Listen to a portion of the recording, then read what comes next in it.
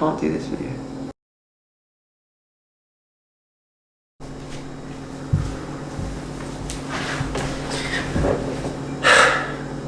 I've tried shooting this video many different times now, and every time I shoot this video it becomes more and more increasingly difficult to shoot.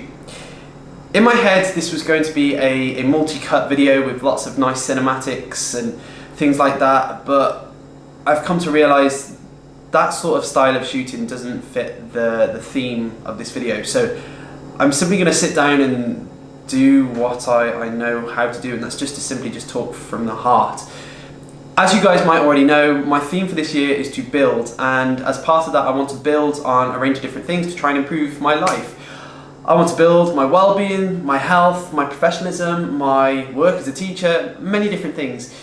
To do that I set myself a range of 30-day challenges, and I've got a range of 30-day challenges in my head, and my first one was to improve my health, and to do that I wanted to drink nothing but water for 30 days, and that challenge was going really well. However, something happened which was very difficult, something that was unexpected, and I needed to adapt to that scenario in a way that I didn't really think I would be able to do.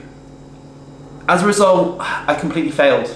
I failed my first 30-day challenge, and it was a really difficult thing to try and understand. Recently, I'll be completely honest with you, my dog Brody, who I've had from childhood and you have probably seen on my videos, has died, and I found it very difficult to try and understand. At first I was very upset, very angry, very confused. I just didn't really know how to feel. I still decided that it would make sense to come into school and to be myself and to go in to school with the children and the class. And when I did that, it was extremely... It was difficult.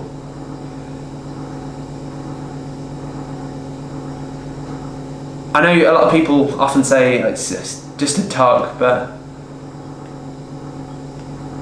I find it really difficult.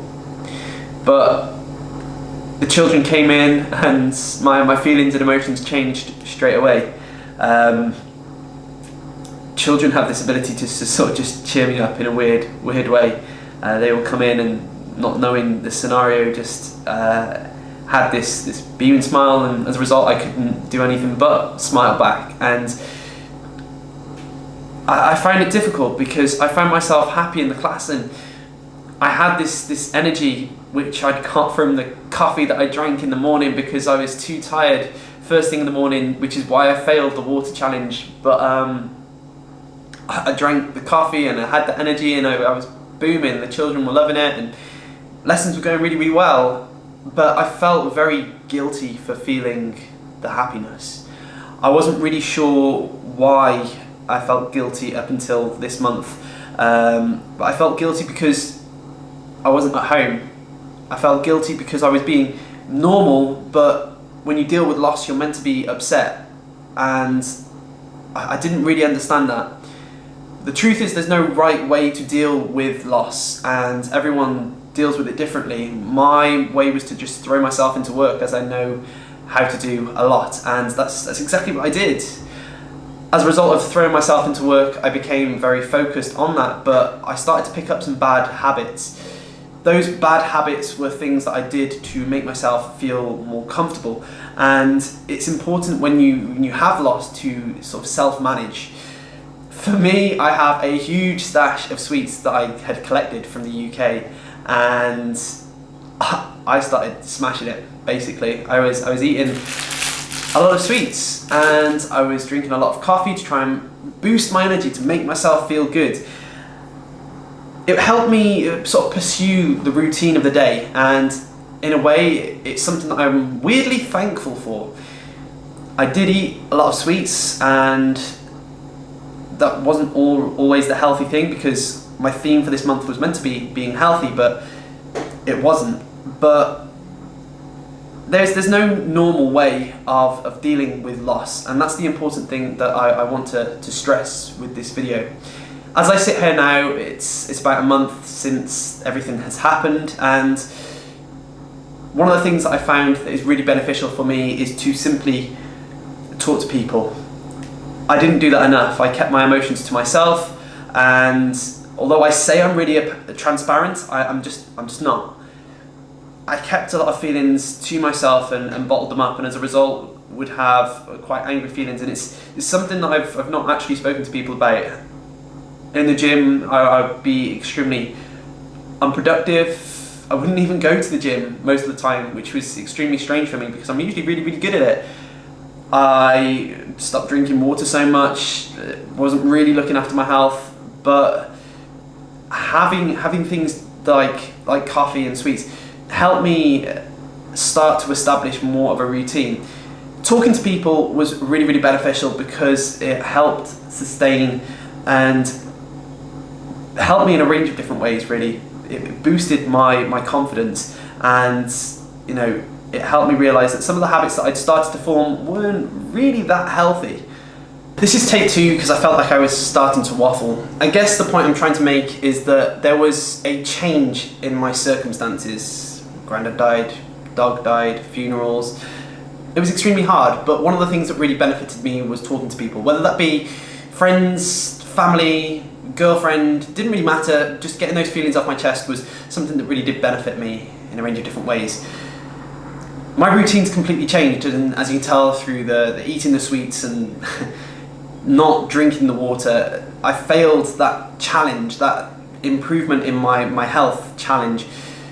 I didn't do the 30 days of water, but I did succeed in triumph in other ways. I was able to continue with this YouTube video, these YouTube vlogs and things like that. I was able to continue going into work. I was able to keep doing things normally, which in many ways is a triumph. I guess one of the things I need to start learning is that failure is a way of building. I know in teaching, if a lesson doesn't go exactly how I planned, I immediately see myself as a failure and that I've failed the children, and that is not a healthy mindset, because although you have those obstacles in teaching and lessons don't always go well, it's those lessons that don't go well that then develop you as a teacher. In the same way, it's these circumstances that then develop me in other ways. No, my health has not got better over this 30-day challenge, and we failed that, but in many ways my mindset and mental health has actually got better, strangely. I think I need to try and pursue more mental health development and trying to improve my mindset, and instead of see things as failures and not be able to sort of pursue things, to try and adopt strategies that help me distract, to try and reduce my busy head. So that's why next month I'm going to be trying a range of different wellbeing strategies and trying mindfulness for 30 days to see how that goes. I guess one of the key things I want you guys to take from this video is that it's okay to feel the feelings that you're feeling. No one can dictate the feeling that you should have, I felt guilty. Why did I feel guilty? It doesn't really matter. How you deal with loss is going to be different to how someone else deals with loss. It's important to understand that talking to people does help, and although that might be a difficult first step, that first step will be extremely relieving in many different ways. It doesn't feel right to finish this video with the normal,